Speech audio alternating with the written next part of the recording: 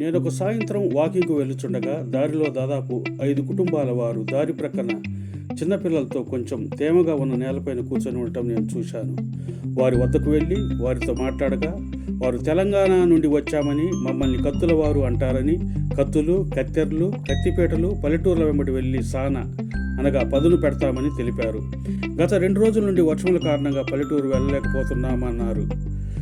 ఈ విషయం Josh foundation వారికి తెలుపగా, వారు వచ్చి వారితో మాట్లాడి ఆకలితో ఉన్న వారికి గోధుమ పిండి, నూనె ప్యాకెట్స్ ఇచ్చి, చిన్నపిల్లలకు స్నాక్స్ ఇచ్చి, వారు వాడుకోవటకు కొన్ని బట్టలు ఇచ్చి, దుప్పట్లను పంపిణీ చేయటం జరిగింది. కొన్ని రోజులే ఇక్కడే ఉంటామని వారు తెలుపగా, ప్రక్కనే ఉన్న పాత బిల్డింగ్ వరండాలో ఉండటకు వారికి ఏర్పాట్లు చేసి 2 రోజుల తర్వాత వారికి బియ్యం ఇస్తామని ఫౌండేషన్ వారు వారికి తెలియపరిచినారు.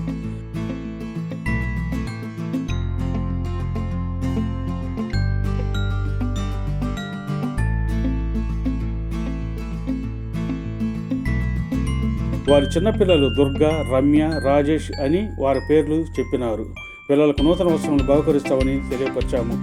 మేము వారితో గడుపుతున్నప్పుడు వారు ఎంతో సంతోషంగా ఉండటం గమనించాము. వారి ముఖంలో చిరునవ్వులు మా ఫౌండేషన్ వారికి ఎంతో తృప్తినిచ్చింది.